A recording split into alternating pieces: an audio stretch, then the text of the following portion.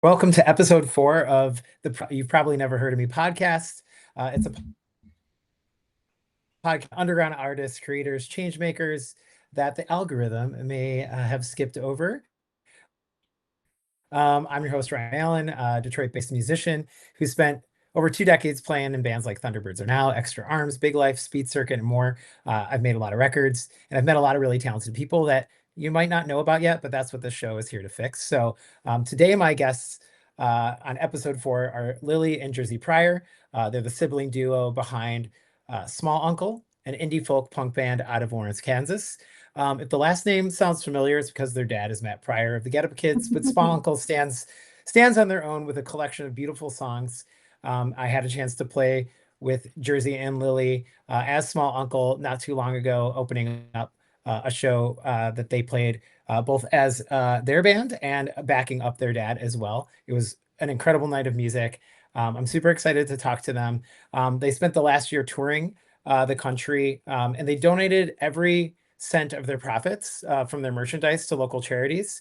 And as of this recording anyway, you can't stream their music online or purchase it physically, but that's going to change soon. So we'll get into that later. They might be the most you've probably never heard of me guests that we've had so far, but we're going to fix that. And I'm excited for everybody listening to get to learn more about Small Uncle. So, hi, first of all, thank you guys for being here. Appreciate it. Thank you for having us. Yes. Of course. I'm very excited to talk to you both. We're just going to jump right in. You guys are from Lawrence, Kansas. And for people who don't know, Lawrence has always kind of punched above its weight as far as it being a music town, in my opinion. Lots of great bands from Lawrence. But I want to know, what was it like growing up there? And, did you as kids or now or at any point in your journey kind of realize the special place that you were born in and when it comes to kind of having that musical history there? Yeah, well,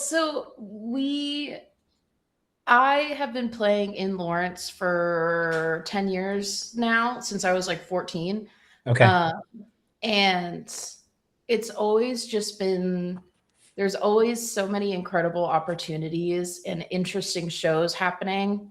And I think part of that comes from like something that we learned like in public school is that like Lawrence was a big part of the Underground Railroad. And so we have like, Right. I think it comes from that a little bit. Like we have a venue here called Liberty Hall that back in the day had a tunnel underneath the street that would go to a hotel like a couple blocks away so that Black performers, specifically Black musicians, could safely travel back and forth.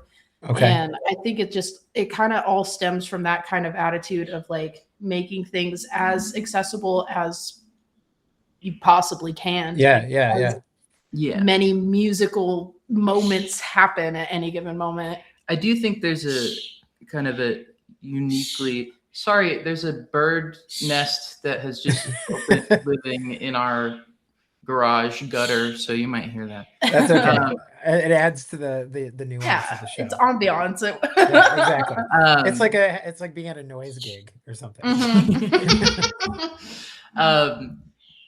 I feel like Lawrence, I don't know if it's the venues or the people or what. It's there's something about it that is very welcoming. Like it's very excited to have you, no matter who you are. And I that's something I've always really appreciated because I like going to small shows and seeing small performers, and I like not knowing what I'm going to see. Yeah. So I remember touring and playing Lawrence, usually on the way to South by Southwest. It's kind of always like on, you do like maybe Chicago and something else, Midwest. And then you're kind of like, all right, we got to make the 10-hour drive to Lawrence, Yeah. But once you got there, and I think I talked to you guys about this when we played together, there's a lot of great food. There's, a great record store like on that strip. I don't even know what street that's on that has like a couple different venues on it. Yeah. But Yeah. So, whenever we would show up, it was like, cool, we're here finally, like some culture again, after driving 10 hours with nothing in between. Cool. Well, I love Lawrence, and I think there's like something special about that place. And I'm glad to be talking to a Lawrence band because there's, like I said, a lot of really great bands from there. And we kind of have to get this out of the way early. So we're just gonna do it now and then we'll move on. But one of those bands is of course the Get Up Kids. Your dad plays the Get Up Kids, as you know. Very influential band from the 90s and early 2000s. I have to ask you, like, when did you sort of realize that, what your dad does for a living and what he spent, his entire life mostly doing, was not like a regular thing that other dads did? Because my son, like he's 14, like he knows his dad's in a band and none of his other friends' dads play in bands. You know what I mean? Right. So, was there a moment when you kind of were like, oh wow, I think like what my dad does, for a job, it is a job. I don't mean to use the air quotes, but you know what I mean? Like, yeah, no, it's not normal. We tease him for that too, so it's okay if you use the air quotes. I'm just curious about where the realization kind of happened, where it's like, oh, like this isn't like my dad's playing, down the street covers, bar band style. I think that you should tell the story about the mixed up backpack that you took to kindergarten. Oh, wow, that didn't even cross my mind. Because I think that's a pretty good example. It is. So our dad has always been on tour. Like, it's tough to make a living in music. And I totally understand. So I never could. So. But, he was, for years and years and years, he was all about just like the tour grind set. Yeah, sure. I don't know why I chose that word, works. And that like continued up until, all three of us were born. There's another one in between us. Yeah. But I do remember, and this is so funny because I barely remember it, but he had brought a backpack on tour, and he had just returned from tour, and I was going to kindergarten. It was like maybe a couple weeks into the semester, the first semester of kindergarten at this school. And I took his tour backpack, and for some reason, my kindergarten teacher opened it and saw that there was like $3,000 cash. And everyone was very confused and calls were made. What kind of drugs does your dad do? Yeah, exactly. Yeah. Thankfully, that was the same teacher who had both. Jersey's the youngest, and so had both me and our little brother, or my little brother, I guess, and Jersey's older brother. So she was like, "All right, this is probably some weird tour stuff that I like." Okay. You're like, yes, the drug he sells is called emo. Right. It's very addicting to a certain. Well, does the association, now that you guys are playing music, and you have your own project, like, does being the, I guess, children of a musician who's reached a certain level of recognition help you guys in any way? Does it hurt you? Like, do you have like conflicted feelings about it? Like, I don't want to like cause any family drama or anything, but like, I am curious, we talk about all the time. How does that like factor into the identity that you're carving out for yourselves? Yeah, so I have much more complicated feelings about it than I think Jersey does. Okay. But you can speak for yourself. During COVID, I had like an influx of like people DMing me out of nowhere. I was how old was I? Like 16 at the time. And so it'd be a lot of people DMing me and like asking me for favors and just like trauma dumping on how much Get Up Kids like saved their life or whatever. And I'm like, I'm trying to go to high school. Yeah. That's and intense. So yeah, I ended up actually like on all of my social medias, I started going by my mom's maiden name, Kosarog, which helped a lot. But I kind of have like conflicting feelings because of that kind of experience. Yeah. Just it's been interesting trying to figure out what specifically my boundaries are now that I'm like an adult and I could actually articulate my needs and like what I'm comfortable with and whatnot. But right. Okay. Yeah. Well, I just have a quick comment on that because it's something that would never even occur to me, you know, to reach out to the child of. I know It's, you would know, it's like- weird. There's I mean- I have four categories, I not would like to including know all just of them. chillers. There's four Okay. categories. No, chillers is in there. It's people asking for things like tickets and merch or whatever. People trauma dumping on me. A new one is people who now have kids and want to tell me, which this is my favorite. I love hearing about people's kids and how cool people's kids are. And then there's just like people who are like, oh, that's cool. And then that's it, you know, like. Right. Yeah, I I mean- just saw the daughter of Mikey Welsh, who was the bass player in Weezer, during the Green album.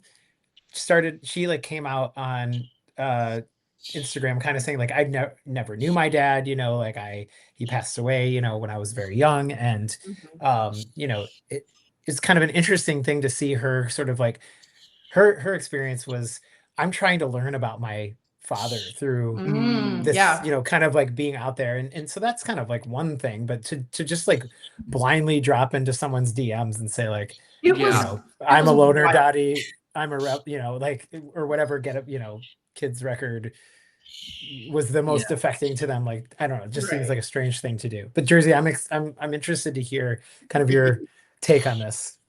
Well, I've never been inundated like that. And I think that's probably why I have more. I mean, because the truth is, it's very convenient. Oh, it's very nice to have a dad who knows people, especially. We were able to go on tour without any music released. Like that is not a normal trajectory for bands. Which is not any different than I think like a parent showing their child how to do anything, right? Like, you know, I mean, I taught my son how to shoot a basketball, you know what I mean? Like, and now he plays high school basketball, and not because I did that necessarily, you know, he took the baton and ran with it, but you know, you're supposed to open doors for your kids. You're supposed to, you know, be there to support them and to have, you know, my dad is a musician and he's not like a successful one, but you know, the reason why I started playing was because my dad played, you know, and so it was always around me. And eventually I was like, I think I should probably learn how to play that Collective Soul song that's on the radio. This would be 1991, 2 maybe. So, you know, but anyway, Jersey, like, do you feel like you guys have kind of carved out still like an identity of your own now that you're older? You've got some like touring reps under your belt, for lack of a better way to kind of like explain it. You're, you know, from my perspective, like you guys are supremely talented and naturals at this, you know. But do you feel like, even though you just toured with your dad and you backed him up and all that stuff, do you feel like you still have your own corner of the universe that you live in, where this is your thing, regardless of the association? I think so. Yeah. Like, especially because, you know, I think when we're playing in town, especially, we do a lot of fundraising events and things like that. Cool. It's like we know people from outside of that. Like, right. You know, these birds are driving me crazy. I might at some point. Okay. Well, it sounds like you've cultivated your own scene, your own like collection of like fellow musicians and people who are, you know, doing maybe similar things, like playing, you know, shows that are fundraiser, you know, associated, or, you know, I would assume kind of like close to your age or whatever, that, you know, don't even have like any idea of who your dad is. I would assume, right? That's the other thing of like, I wonder if Lily got the brunt of it just because she's 5 years older than me. Yeah. Sure. Yeah. And I don't know what it is about the emos when I was in high school were into 21 Pilots. Yeah. Right. It's a different version of emails that were, you know, I guess like more goth, like oriented, or I watched the evolution of it, you know, over time, and I was like, this is not for me anymore. But so when did you start playing music? You know, and not just together, but separately? I'm curious. And then also, when did you decide we should do this together? Has it always been the two of you playing together, or were you kind of on your own trajectories with music, separate, and then kind of came together later? I have, like I said, I've been playing for 10 years, since I was 14. And I initially started just doing stuff solo. Like, our parents made us take piano lessons. And then once we got bored of that, they were like, pick an instrument and we'll pay for you to like learn it. And so we've always, like, that's kind of where all three of us started, including the middle one who's right here. Hello. He turned into a guitar. Looked like a guitar. We cursed him. That's the only way you could get him to go on tour. What's the middle brother's name?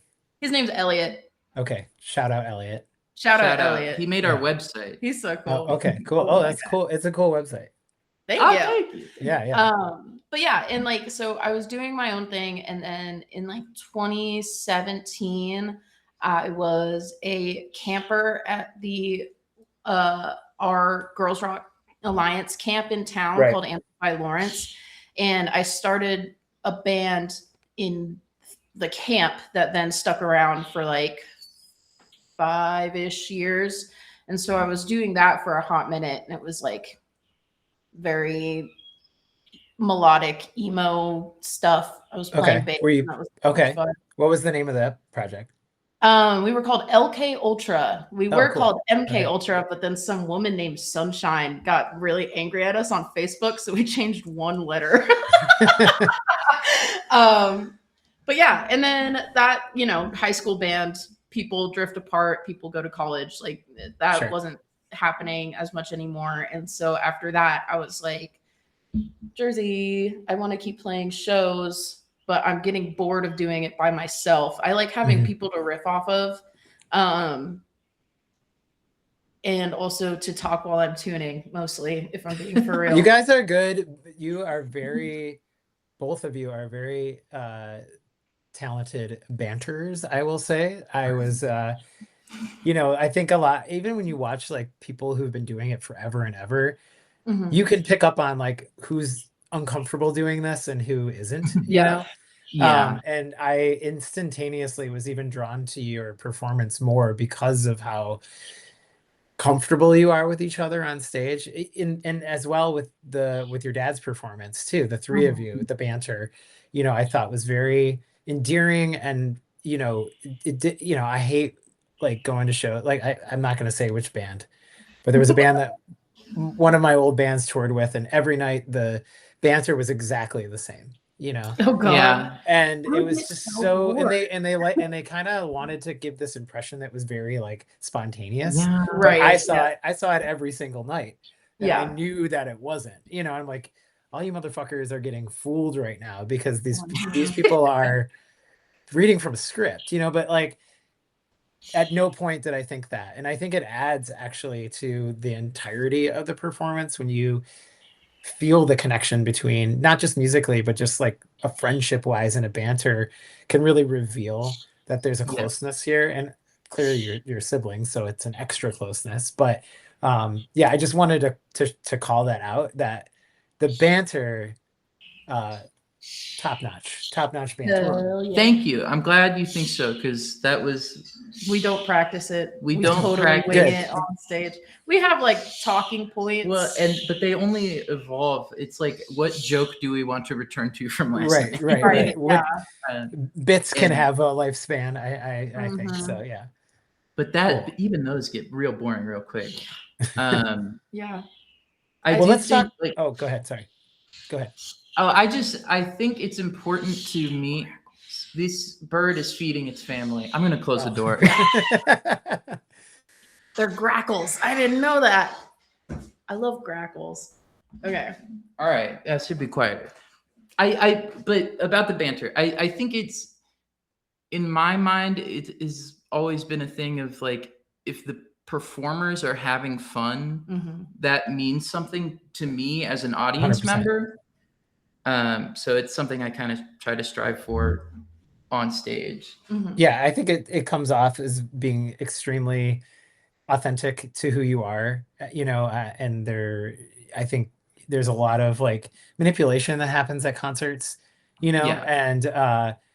and it's done for weird reasons, I feel like. And when you get to watch a group of people playing music together where like that's not a factor at all, it's just like trying, first and foremost, like trying to kind of crack each other up, on stage, and see if you can like sort of fuck with each other a little bit. Like that's my Yes. favorite.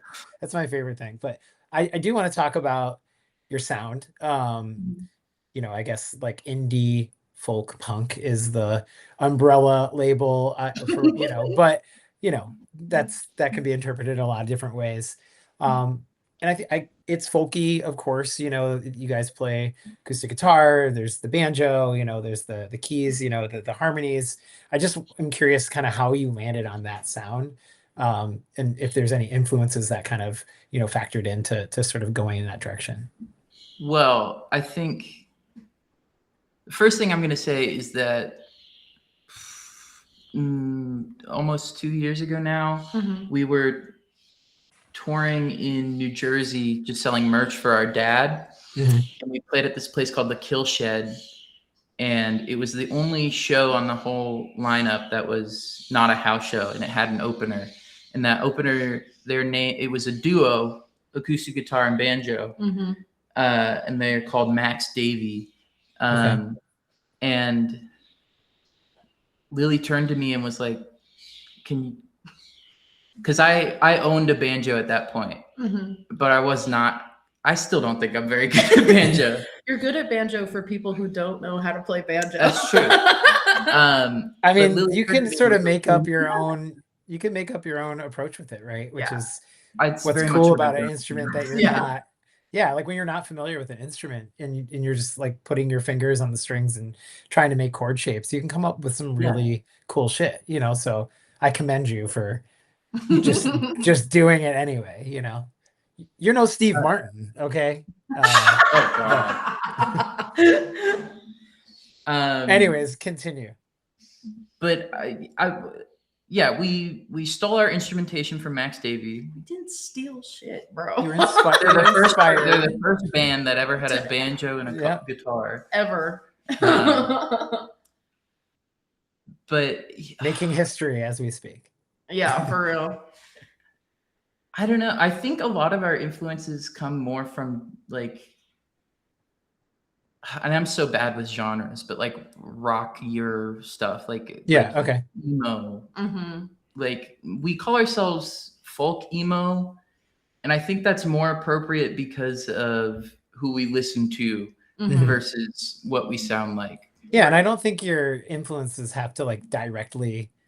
I make sort of like power pop music, for lack of a better description, and I know you saw me play acoustic, but like my full band stuff is more like Teenage Fan Club or Matthew Sweet or, even like the Beatles or something like that. But I also love like Afrobeat music and Fela Kuti, for example. So like when I listen to that kind of stuff, I'm always like, what can I take from this, even though the genres are not the same? Yes. Yeah. Should there be a middle section to the song that goes longer than I naturally would want it to, because Fela Kuti songs are 20 minutes. You know what I mean? Right. And so you can take those like bits and pieces and inject it into what you're doing without having it be like a facsimile of your influences. Yeah. So who are you listening to? Like, are there folks that you're like into right now that you do feel inspired by, even if it's not like a direct, one-to-one, like it sounds like this, so I want to do a song like that. But are there things that you listen to where you're like, oh, the harmony, the way they harmonize, and whether it's like close harmonies or whatever it might be, is influential to us? I think the closest thing we have to like direct inspirations that do affect our sound in that kind of way would be Remember Sports. Oh yeah. That record that just came out is so good. It's so good. I was listening to it at work yesterday. That first song especially is so great. I think I saw them with the Get Up Kids. Yeah. Actually. That was cool. There was a hot minute when our dad, whenever he got the list of like potential openers for Get Up Kids tours, he would just hand it to me and let me pick. Okay. So that's how Retirement Party and Remember Sports Okay. maybe Rat Boys. Great grandpa. And did Great Grandpa open for them? Yeah. Oh, I love Great Grandpa.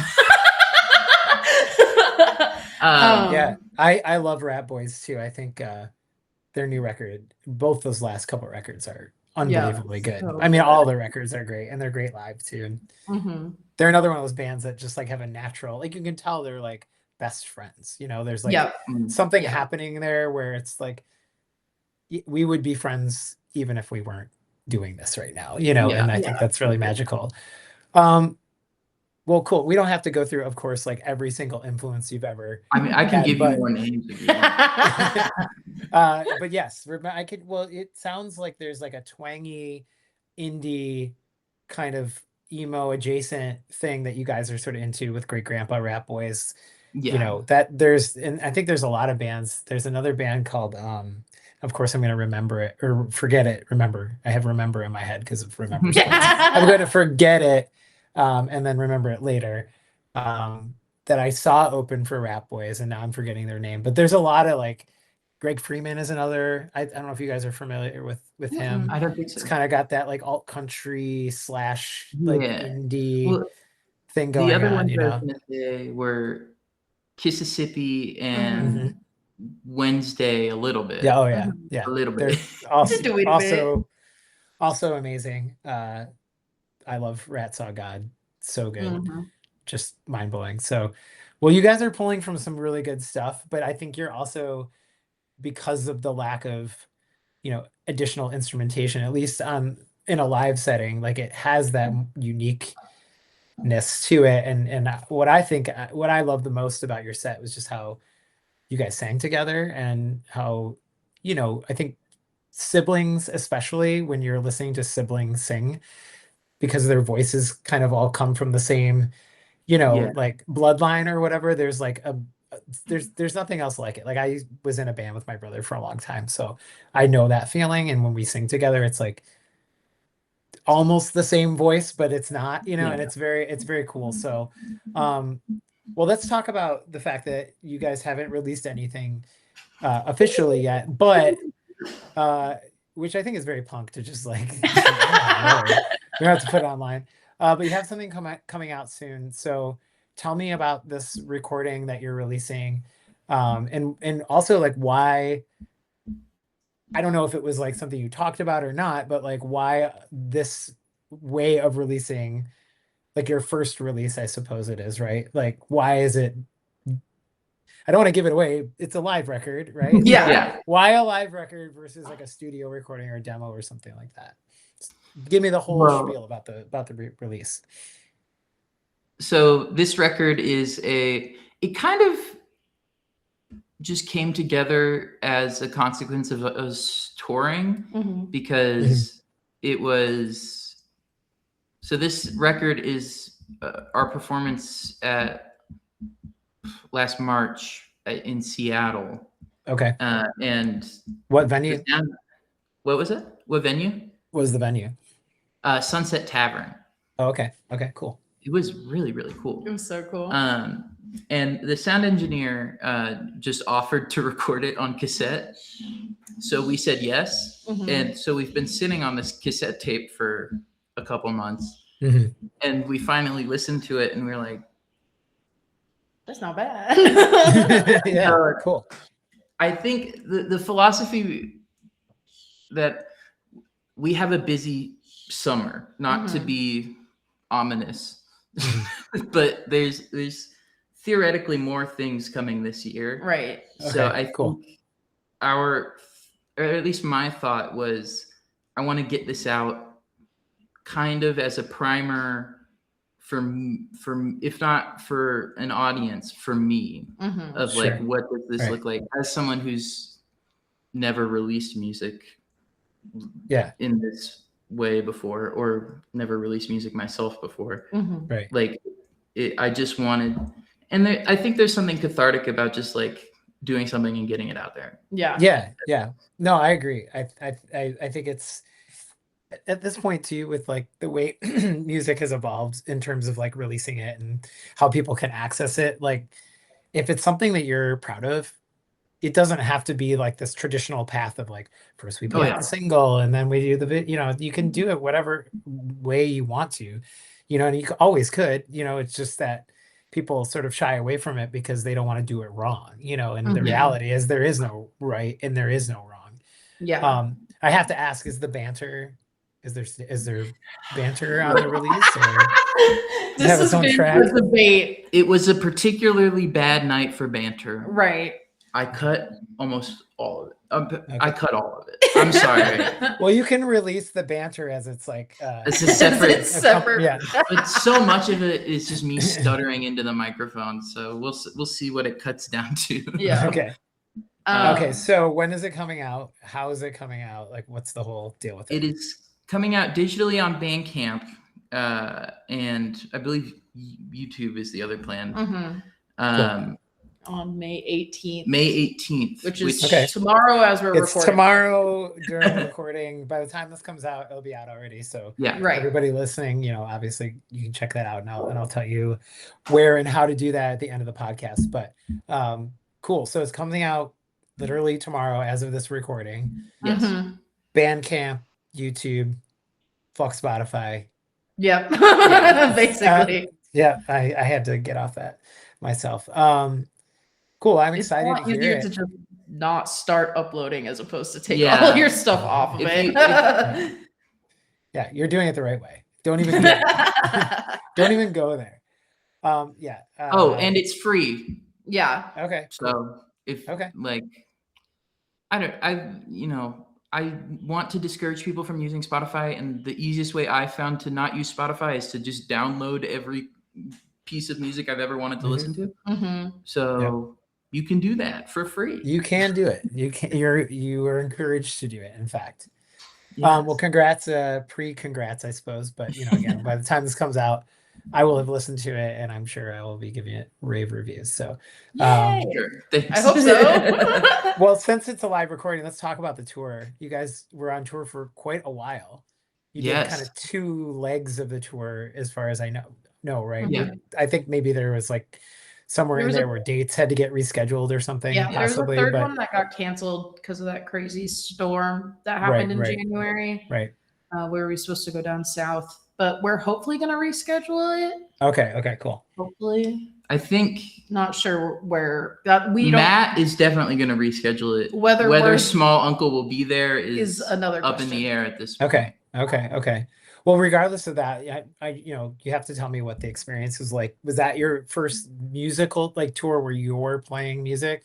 Because I assume Matt has taken you, your dad, Matt, who you also call Matt, has taken you guys on the road before. But was that your first tour playing Small Uncle songs up until this point?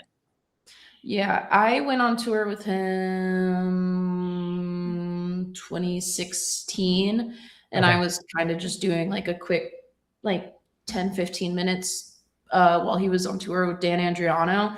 Cool. I don't count that as, because I was only doing covers, I don't really count that. It was tour experience, but I don't count that as any of me putting my music out there. Right. It was like a scrimmage. Yeah, of course. And so this was our first one where I had to play my own songs every night. Yeah. And I so much even going back to the recording thing, so much of my musical output, I guess, is just trying to keep myself from getting bored.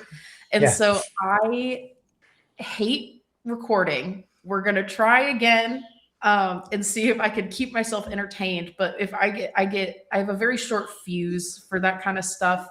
And I think it's just because I haven't had very efficient or conductive experiences recording.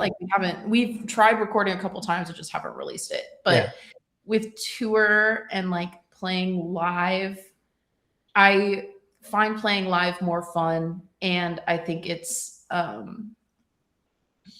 I think of that every night. If it was a good set, there were a couple sets where we didn't quite get to this point, but you know that scene in Sinners where it's like all of the I have not seen it. Oh, it's so good. Never mind, because it's kind of a spoiler. Compare us to Sinners? That's I'm just crazy. saying, there's a specific scene where he's playing a song, and it's like this big magical moment, and I kind of feel like we're able to tap into that kind of I don't energy. I don't claim but it more so, it's about like connecting with people, and touring and playing live. It's much easier to do that as opposed to like putting stuff on the internet and hoping that people see it. Just hoping, praying. I really resent that I have to use social media. Yeah. We're not very good at social media. Likewise. It's like, I understand. The bane of my existence. I hate it so much. It seems very disingenuous sometimes, especially when we're, I mean, but I continue because I understand where you're coming from, like the community aspect, being around people, having conversations, and also getting to play music. Recording is such a like insular thing, where you're kind of in a bubble. Yeah. But when you play your music in front of people and there's people at the show and they're curious about who you are and all these things, right? Like it's much more of a social communal experience, and so, and I know the community and those connections are really important to you outside of being on tour, so I'm sure there's like an overlap there where and also being able to like have conversations with people about, what you guys, what's meaningful to you, you can't really do that. It's a different dynamic, obviously. You can sing songs about it, but there's not a back and forth necessarily. So I'm definitely I'm picking up on what you're putting down when it comes to that. What's the dynamic like touring as a family? Because it seems like you guys have like, what I experience anyways at the show is there's great banter between all three of you when you're doing Matt's set. There's great banter between the two of you, of course, that we already talked about. Does that banter continue in the van? Is it just like I just finished your dad's book, so I feel like when I read it, I hear his voice in my head, and he's kind of like got a little saltiness to him, like he's got opinions on things, right? A sarcastic asshole, and that's okay. All three of us are. You said it. I don't know your dad that well, but there's a, to me, having seen your dad play, tons of shows in my lifetime, like the apple is not falling too far from the tree in a lot of different ways, right? So like I said, does that banter continue? Like, what's the experience? Do you guys ever get on each other's nerves and just like, gotta get the fuck away from these people? Like, what is that dynamic like on the road? I never reached the point of like, I need to stop hanging out with these people until after we got home. Yeah, because we also all there as well. So it kind of was just like, we've done a lot of like traveling as a family.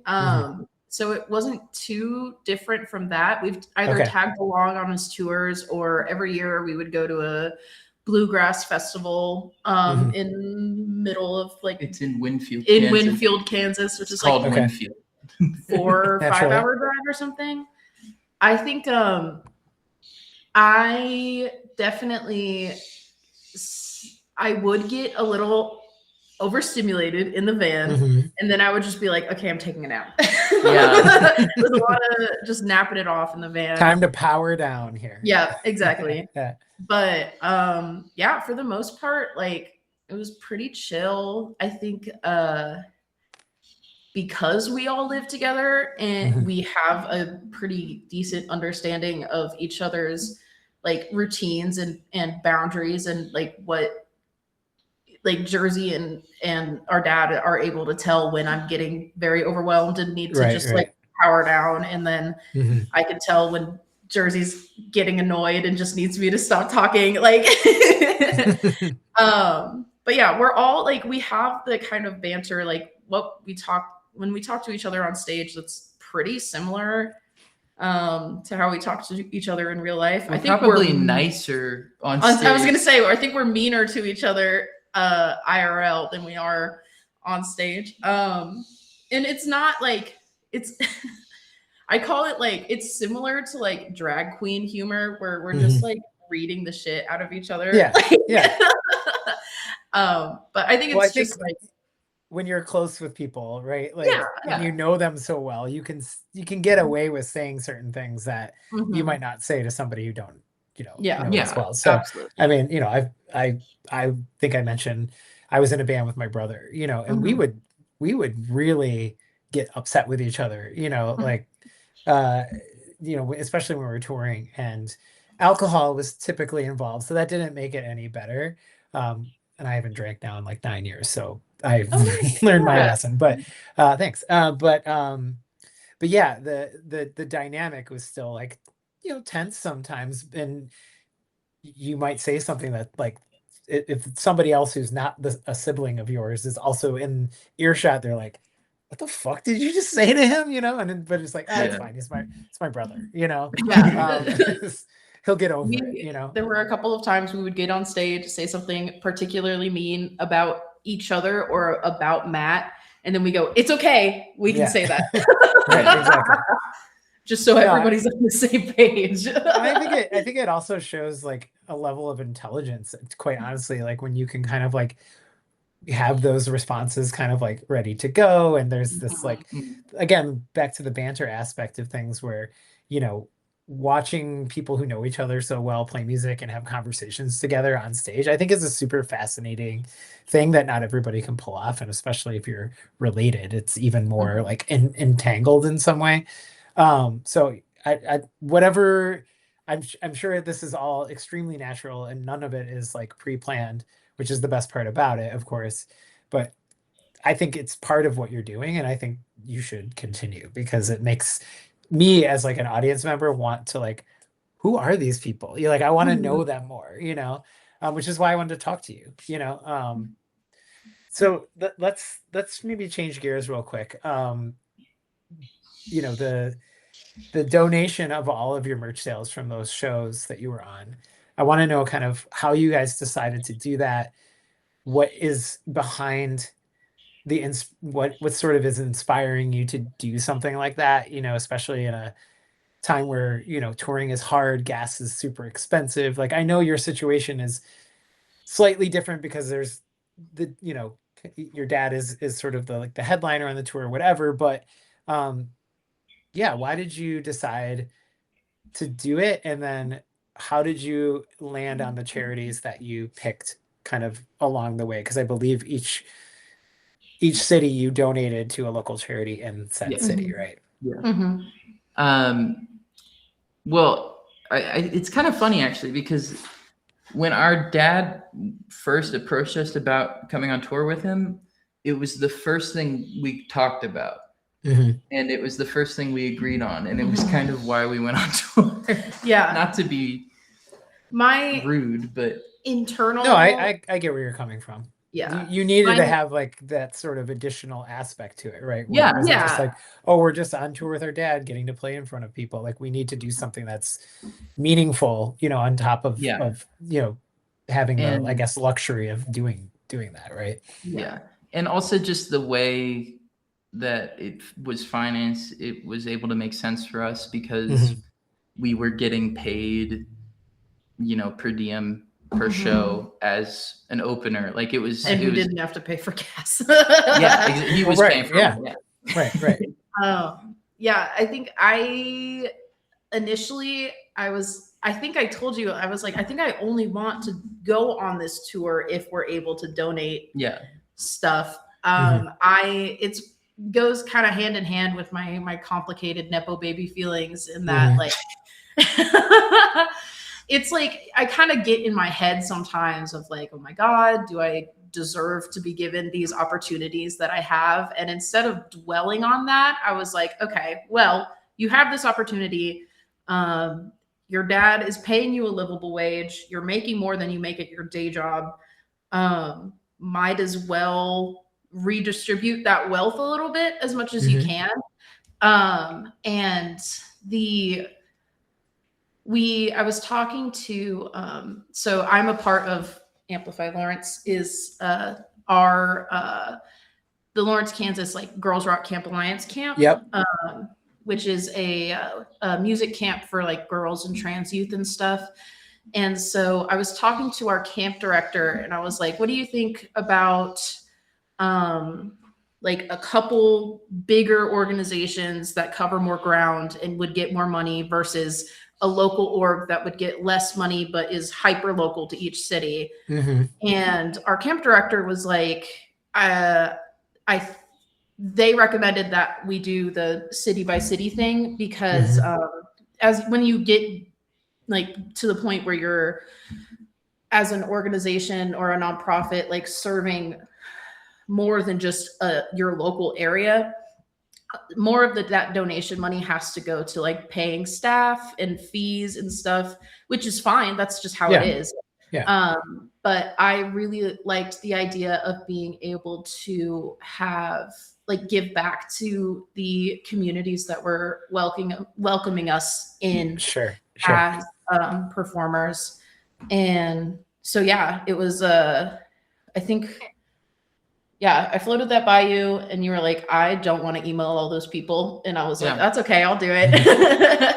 And so I emailed everybody and I chose either other Girls Rock camps because it's an international organization that has camps in like all over the world. Right. So Girls Rock camps, like trans rights organizations, food banks, and immigrant rights organizations. And I would just Google Indianapolis Girls Rock Camp or Indianapolis LGBT Center and like do a little bit of research. There were a couple of times where I would go into like city subreddits or Facebook groups and be like, hey, what are some resources that you guys utilize? Yeah. And would like to get a little extra money. But I was very excited to be able to invite people out to the show. Yeah. Right.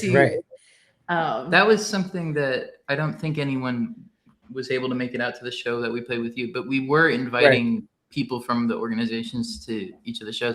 And honestly, that was my favorite part of, it was so fun. Of the experience of donating, is just like meeting these people who were excited that anyone had thought of them. Yeah. Well, and you're kind of creating a little network too, right? Like, and I think that, so much activism has to start on the local level because, you can donate to the ACLU and you should, I think that's a admirable place to direct your money. If that's what if you're trying to find, somewhere to donate to, that's a great choice. But, what we're living through right now, socially, politically, first of all, is bullshit. So fuck all of these people.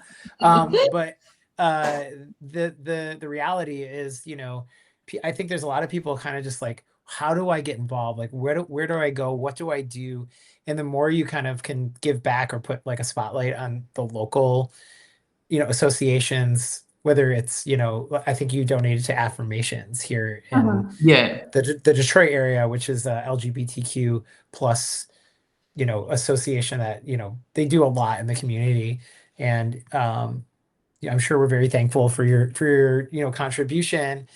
Despite not showing up, what's up, guys? Come on, get to the show. We were just busy. Some people see the email and they're like, "This gotta be a scam." I don't know that they ever emailed us back. No, I don't think they did. You want to play a show and then give us your money? That seems bad. But no, I think that doing it the way you decided to do it is really, really smart because it has to happen on that ground level first. You have to have that strong foundation to build on it. And I love the fact that you guys did that. How much money were you able to raise, if you're like comfortable saying it? So between the two legs that we ended up doing, and this was something that this kind of goes back into why we picked the organizations that we did. Lily did it. I did it. But like small uncle the band did it. Small uncle band, as in me at my downtime at work. Yeah. So I got paid to do it too. I might have I may like have written a song or two or done some things on the clock, so don't worry about it. But we really did not know how much we were going to be able to donate to each of these orgs, and it was important, in my mind at least, that like Lily said, the thing, basically the reality is that smaller orgs can do more with less money. Right. Yeah. And so that was important. But fucking surprise to me, we were able to donate like $250 to each of the organizations. It was 20. That's awesome. How many? 20. 24, 26. It was like 12 and 16. Yeah. So 28. 28. Yeah. And we made like over 7,000 total between the two legs that we got to split. That's so cool. I was so happy with how I was like, I was going into this and I was like, I think we'll be lucky if we can give everybody $100. Like, I think that's a win for me. And then we were able to like multiply that by like 1.5. It was awesome. It was so cool. Well, I have to say, I think it's obvious you guys are younger than I am. Just by looking at the wrinkles starting to. I don't know. Look at my bag. Yeah, we work food service, so we got hella eye bags also. It's tiring to be alive right now, no matter how old you are. But I just, that I kind of keep coming back to like this, like the kids are all right kind of thing, where like, I just saw the other day there was some kids who staged a walkout because their school wouldn't let them play, like an orchestral piece, that was like somehow related back to the like, it was about Marsha P. Jones. Yes, exactly. I see this. Yeah, and they were said fuck you, and they walked out. I mean, it was a song with no fucking lyrics. Yeah. What the fuck is? I mean, we're really experiencing something that I don't think I ever thought we would see again in my lifetime, but here we are. So knowing that there's people like y'all who are saying, like, and it I would assume comes from your association with the girls' camp and like kind of coming up and like being able to give back and be sort of like a mentor or like guide people a little bit towards something, and this is another example of that where you guys are young, you're but you're not like sort of allowing your I want to put this the right way, like you're not allowing the fact that you're just in the first part of your life to deter you from thinking about not only the rest of your own life, but everybody else and how what is happening and what has really always been happening affects people, especially those who are marginalized, so huge amount of respect for you guys for doing that. I hope that all the orgs appreciated the donations, and I think it's really important for people to know that this was like a deal breaker for you to do this tour or not, and wanting to like add this aspect to it.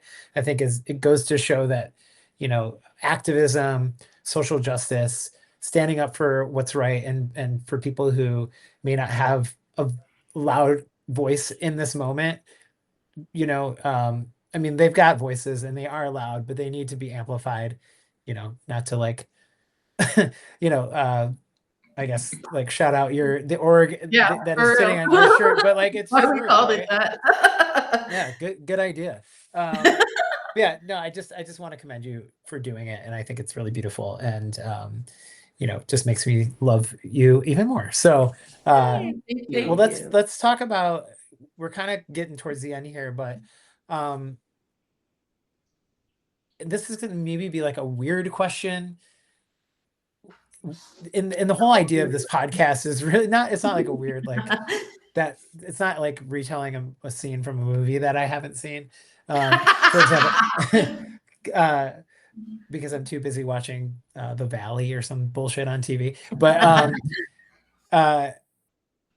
the whole idea of this podcast is to talk a little bit, at least, about trying to break through in some way, shape, or form, and not doing it in a way where it's like, what kind of like, how can we scheme the algorithm here to like it's art, it's leaning into it with your art, with what matters to you, and not the like, how can we climb some like imaginary ladder and do it in this like kind of like sneaky way, but like what is the hardest thing about what you're doing musically right now, or even just like the hardest thing about sort of where you're at in your lives, between what your day jobs are, your friendships and family life, doing music, like what is challenging about it, and how are you kind of like overcoming those challenges?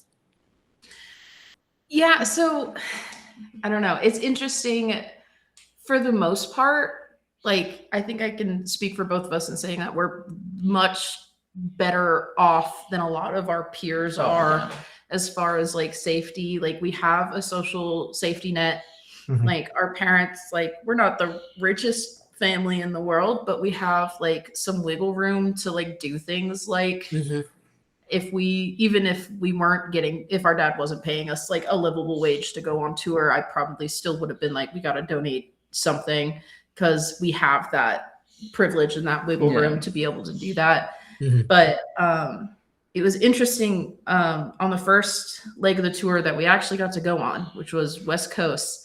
We were in California, and I think we were specifically in a hotel in Anaheim. And I've been in a hotel in Anaheim before, so. It kind of sucks. There were pictures of Mickey Mouse on the wall. Disney like looming over the it was terrifying. But I woke up and I had 30 bajillion messages. Like, not only had a Senate bill passed, which would make in Kansas, which would make force trans people to give up their IDs if they had ever had any gender or name changes. But we also had an ICE raid in Lawrence.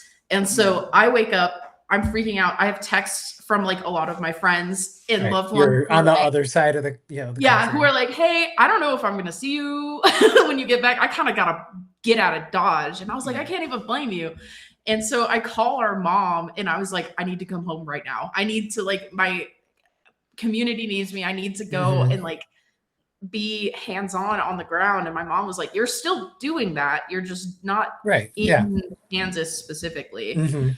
But yeah, that was crazy. Like, I was pacing back and forth. Mickey, the mouse, watched me on the phone for like an hour straight. And I was just like, I don't know what to do. I don't know what to do. I don't know what to do. And, but our mom was like, you can take a deep breath. You're not going to fix this overnight. You're not going to unraid the restaurant or whatever. But yeah, it's more so just like for us, or for me specifically, it's been interesting because like I not only work with Amplify Lawrence, but I also volunteer at the local homeless resource center. And we've also in town had a lot of like really sweeping like anti-homeless stuff happening. And so it's more so less that it's affecting me directly, and it's affecting everybody around me directly. And I'm able to see that impact that it has on people's day-to-day lives. And it's harrowing, honestly. Like, it's I don't know, there's not really, and like I was like, I can doom scroll and like wallow in this like fear, or I can get out of bed and go clock in and just like help somebody find their mail or help somebody get a shower, which isn't going to fix anything, but it's going to make that one person now has had a shower today, which they might have not had, otherwise. I think we are in a unique position, or maybe a unique time, where it's like, I genuinely think most of what is making this difficult for us is very much outside forces. Like we're not, but, and I think, wow, sorry. I think that's kind of why it's so important to me to keep going, is because we get a lot of people coming up to us after we play and saying that, oh, you guys are awesome or whatever. And I enjoy that. And there's something about that that I don't want to be the kind of person who's like, oh, the arts make life better. Right. Trust me, I'm an artist. You should pay me. But like I do, there's something comforting about seeing people smile when you sing or laugh at a joke you made, and knowing that I can do that while also like raising money for a good cause. Like I don't have to compromise my morals to do something that I've always wanted to do.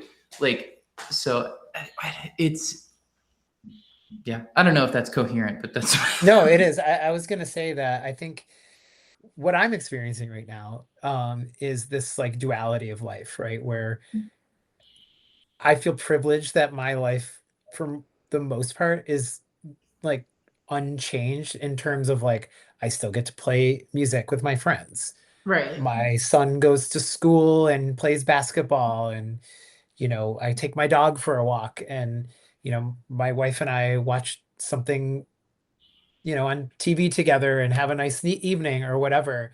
And there's people who are not doing that right now. And yet on the flip side, I am very concerned, very pissed off, very like every day the rage just builds more and more and more. And I think that there's people who feel like caught maybe a little bit between like wanting to like do life and then not really know how to like also be a part of something that is pushing back against something that fucking sucks for maybe not for you directly, but open up your phone any day of the week, especially when the ice raids were happening in Minneapolis in the winter. Like you can't unsee that shit. So, and if you're naive enough to think that that's not something that can happen to you or someone close to you, you're fucking lying to yourself, and but yet at the same time there's this like, ooh, if I have fun or if I have this like a feeling of joy, like should I feel guilty about that? Like one of my bands played, I play in this like kind of like hardcore adjacent like punk band called Big Life, and we played with this band called Homefront a couple nights ago, who are kind of like a hardcore band, but they have like synth and they sound just as much like Devo as they sound like, I don't know, Black Flag or something like that. They're great and very positive, and like they're from Canada, so but just the joy that the crowd felt, that I felt watching them play. And there was mixed into all of that, they were talking about Palestine, they were talking about what's happening in the world, but then their songs are these kind of like triumphant, like fist in the air, like we're all in this together, man, we can get through this kind of shit. And I just think that like, I don't know, you don't have to make activism your entire identity in order to also do something progressive or act in a way that is like trying to, whether it's you guys, donating is like a huge kind of contribution, but even just like, I don't know, going outside, and if your neighbor has like a bunch of groceries and they're struggling to get it into their house because they're maybe a little older or whatever, like go help them. You know what I mean? So like, I really hope that we can get back to recognizing how important things like that are in life. And I know I'm a little bit on a soapbox now, but I just think, again, like back to the donations, back to the activism that you guys are involved in Lawrence, the mentorship that you're providing to folks at the camps that you work at, the homeless shelter, like all the things that you are doing is so incredible to me, especially at your age where, you could be just playing Fortnite or something. I don't know. Or like whatever, like, going to brunch or some bullshit, like, which you can still do, by the way. Yeah, you can do both. But I don't even know where I'm going with it. I just want you to know how much I appreciate how you've laced these things together. Does it affect your music at all? Like, are you writing about the current sort of like climate of life? Is that something that seeps into your songs at all? Do you think it will if it doesn't right now? Or is it more like separate for you? And I'm curious kind of how those things intermingle. I don't. At least the big songwriters. Yeah. Every time I sit down and I'm like, I'm going to write a song about this, I'm like, I hate this song. It's bad. And so it's more like when I'm songwriting, it's very stream of consciousness. And so like things will come up, but it's more so about like, it's a journal entry, basically. I'm reflecting on my own feelings and like where I'm at. In that sense, I think it is affected by the outside world. It's just not. So it's not very obvious. It's not necessarily what you're writing about. Yeah. You might not be writing like Clash songs, for example, but it still like permeates in some way because it kind of has to, right? Like, especially given what you care about and what you're involved in, like, even if it's like an observation on how it might affect someone in your life or, you know, or an abstract way that it affects you, you know, and it doesn't have to be so literal, you know? Well, cool. I mean, we could probably talk about what is happening in this insane world for the rest of the podcast if we want to, and not to diminish it or anything, but I do want to kind of wrap up with a couple questions that I always ask sort of at the end of the podcast. One is more about like a hidden gem where, you know, this whole podcast again is about putting a spotlight on, you know, artists, creators, whatever that people should know about that might just be like not yet on their radar. But is there anybody that you want to shout out or that you want to put give their flowers to who might be more underground that you think people should check out? And it doesn't have to just be music. It could be an organization, it can be a creator, you know, that you follow, it could be a comedian, a visual artist, like whatever, someone local, someone national, whoever. But handful, maybe even if you've got a couple ideas that you want to shout out and put a spotlight on that you think people should pay attention to. Well, the first thing I'm going to say is Party Helmet from Lawrence, Kansas. Yes. Okay. I love great Party Helmet. Great name. I know, right? They're a phenomenal like classic 5-piece emo band. They're so good. Cool. They're good friends of ours, and they're phenomenal. Lily, do you have one? Because I don't have it. That's the only one I have. I mean, there's also a Lawrence band called Cat Fight, not Cat Bite. Cat Fight. That is a band too. Yes. Are also incredible. And there's also a band called Cat Butt on Sub Pop. Really? Your dad will know. Your dad. Okay. I love it. Just go up to him and say, what do the words cat butt mean to you? He might not know them, but anyways, shout out Cat Fight, Cat Bite, and Cat Butt. Hell yes. Check them all out. No, Cat Fight. Okay. What's their deal? They're like how would you describe Cat Fight? They're closer to like a hardcore kind of thing. Okay. They're very cool. We had them play for the campers at camp last year, and the second they walked in, they were like, "Oh, we need to be more involved with this camp." Yeah. We immediately were awesome. Like, they played their set, and then we gave them like a tour of like how we have camp set up, and they were like, at least 3 out of 5 of us will be volunteering next year. And I was cool. like, that's so cool. That's awesome. I know. And then like I think that I'm thinking more of like musicians. I think Iris Adam needs her flowers. She's a musician from Ohio. We did a cover of her song. I was going to ask you about that. Which was like an obscure, like not a song that's like accessible. It's now on streaming, and then we learned that we were telling everybody we were telling people the name of the album and not the name of the song, but it's fine. But her album, Healing Town, I've been listening to it on repeat. It's so good, and like Iris Adams. Adam, just one singular, Adam. One okay, Adam. Cool. Okay, cool. And she's phenomenal, and I think everybody needs to listen to her. And then I also want to shout out Miss Ezra Furman, who is, I think, one of my I think my top 5 like musical influences are Remember Sports, Kevin Devine, Sidney Gish, Ezra Furman, and Mannequin Pussy. I was going to say good choice. That works too. Jeff Rosenstock, is that what you said?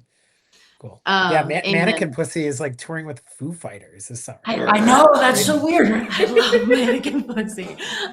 We saw them at the Granada like a year ago. Yeah, Whatever. it was so Yeah, good. they're those last two records are So good. super good.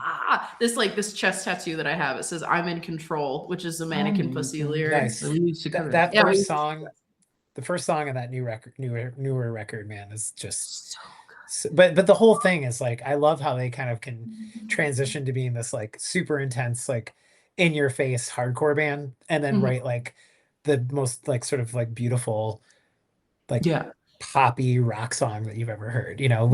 And she seems very, you know, like she's like such a good performer and lyricist, and you know, standing up for what's right. And I love Hayley Williams. I'm like a huge Hayley Williams fan. I loved Paramore's After Laughter. I never really fucked with them before that, and then I heard that record. I was like, "What is this? Is like a Talking Heads record. What are they doing?" You know. And ever since then, I've been like, I've just been a huge fan, and she does the same thing where it's like using your platform to, you know, share things with people who might not hear it otherwise. So shout out Hayley, shout out Mannequin Pussy, shout out Ezra, shout out Iris Adam, shout out Catflight, shout out the very excellently named Party Helmet. Well, cool. That's a great list, and I hope people go and check those artists out. They've got the Small Uncle stamp of approval. So okay, last question. You're in an elevator. It becomes known that you do something creative. You're in a band. What's kind of the one sentence that you would tell that person, a stranger who's never heard of you, doesn't know anything about you? Like, what would you tell them? Why should they listen to you or go check you out? Especially tomorrow. It's such a hard question. I know. When the live album drops.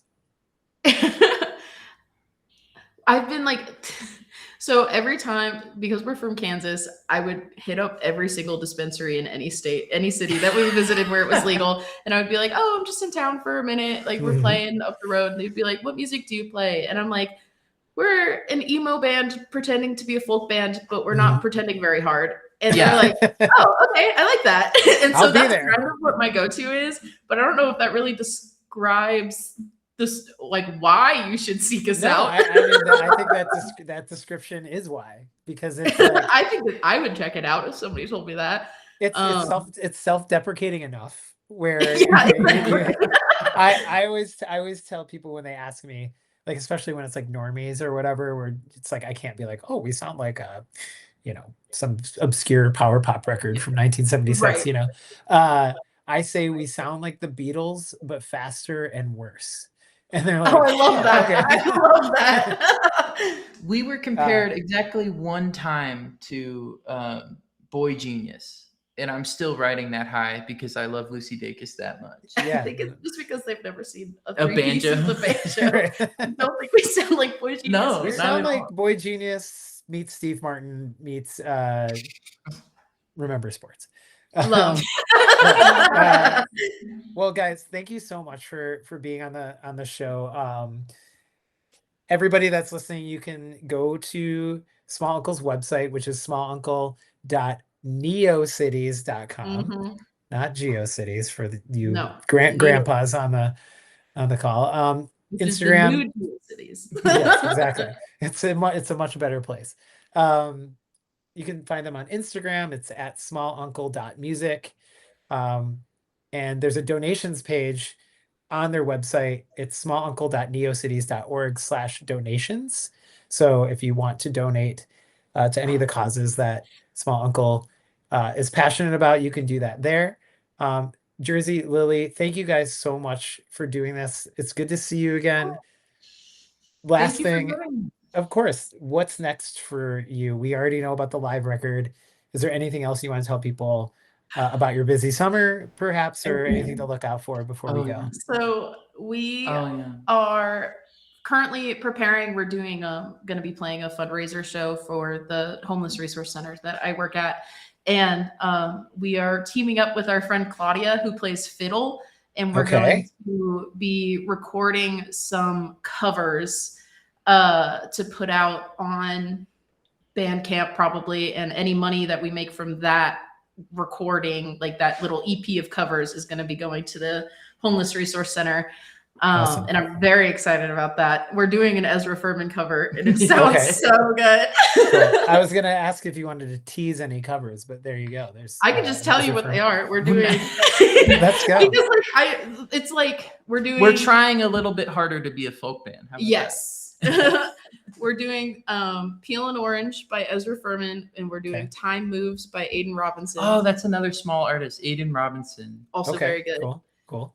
We know him as his TikTok handle, haha wiener 420, which his label made him change his name, which I think is dumb. It's still his handle. He just he can't release music as that. If a band called Fucked Up can exist in the world, you can be haha wiener. You know, that's fine. But yeah, Ezra Furman, haha wiener 420, and then we're doing a cover of Plastic Jesus by Tia Blake.